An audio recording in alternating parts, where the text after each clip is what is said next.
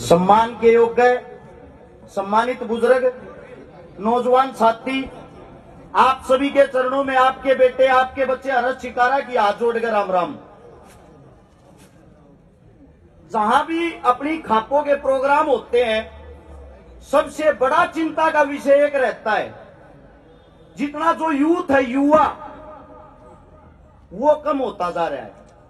और जो हमारे बुजुर्ग हैं, जिन्होंने हमारे लिए सदियों से लड़ाई लड़ी, आज भी वही लड़ाई लड़ रहे हैं। बड़ी चीज ये है, हमारे खाप में इतनी बड़ी बड़ी ताकतें, इतने बड़े बड़े योद्धा हुए हैं, जो आजकल के बच्चों को जिनका पता ही नहीं।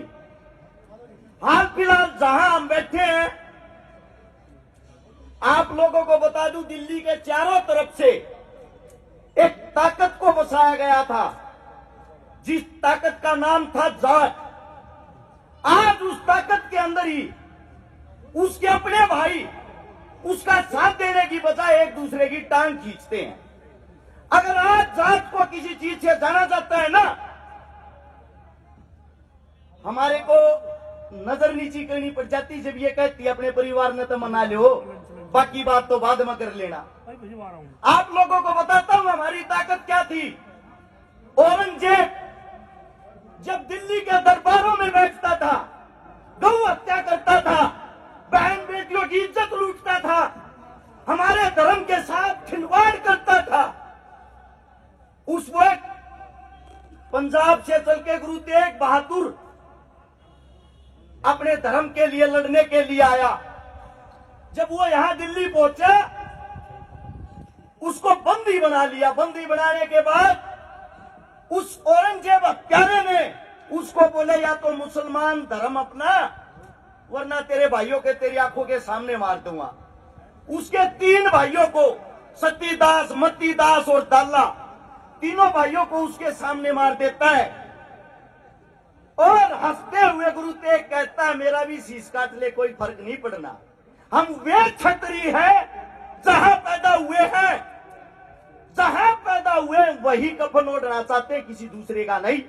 और उसी वक्त 22 नवंबर 1675 को गुरु तेग बहादुर का शीश काट दिया, उसके 4 टुकड़े कर दिए।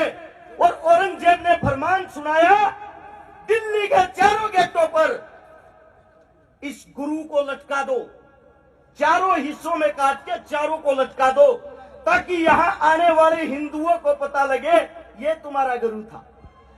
उसका भगत एक व्यापारी, उसके साथ में उसका एक चेला जेता। जैसे ही उनको पता लगा हमारे गुरु के शव का बुरा हाल ना हो, उसके शव को लेके वहां से भाग लिए और बड़ खालसा सोनीपत के अंदर आता है, वहां गांव में बढ़ के औरंगजेब की सेना पीछे पीछे, अब शव लाओ, उसकी दुर्गति करनी है हमने। जब बड़ खालसा में पहुंचे, हमारा एक दाता जिसका नाम था खुशहाली सिंह दहिया, उसको जानते हैं कुशल सिंह दहिया के नाम से।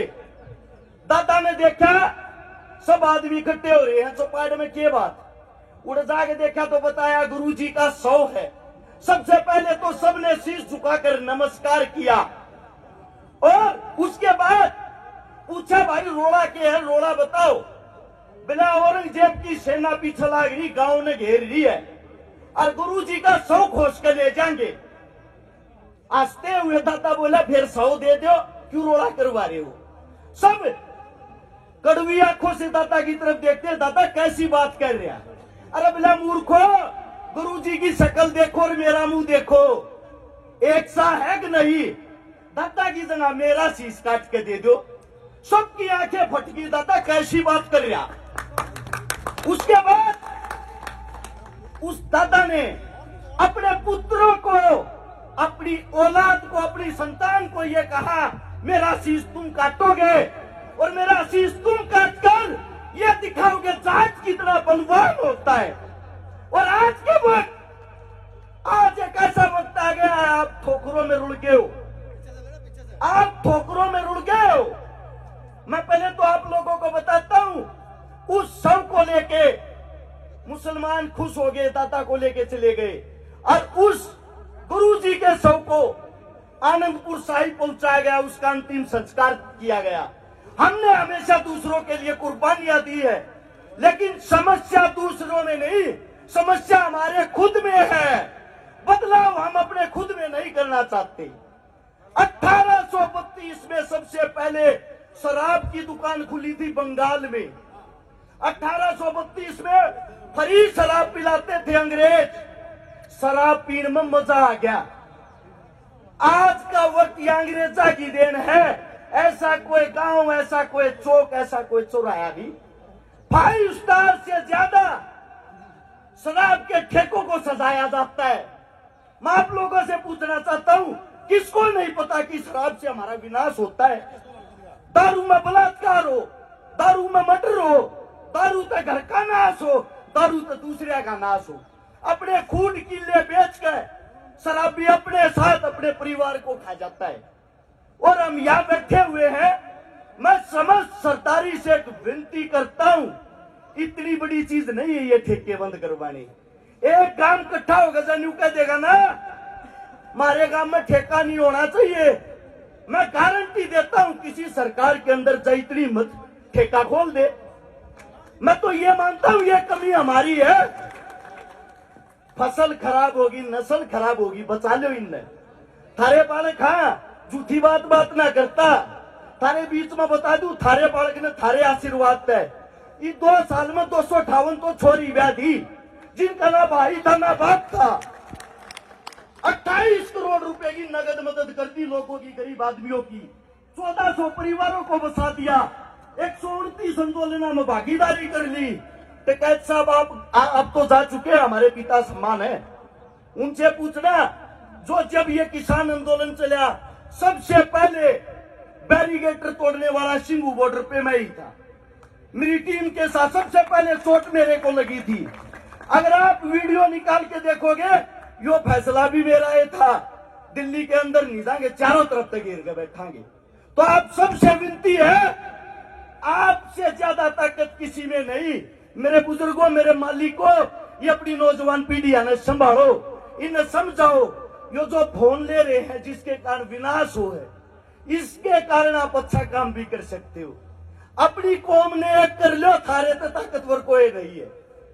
मेरे मुख से कोई गलत शब्द निकला हो, हाथ जोड़ के क्षमा चाहता हूँ। थारा बालक हूँ, थारा बेटा हूँ। थारे जो 2-4 बात सीखा हा, थारा जो इतिहास पढ़ा थारे बीच में बताने की कोशिश करा हा। इस सरदारी को प्रोग्राम करने वाली इन महान आत्माओं को हर्ष शिकारा की तरफ से बहुत बहुत साधुवाद। कहीं न कहीं आप लोगों को जागरूक कर रहे हो।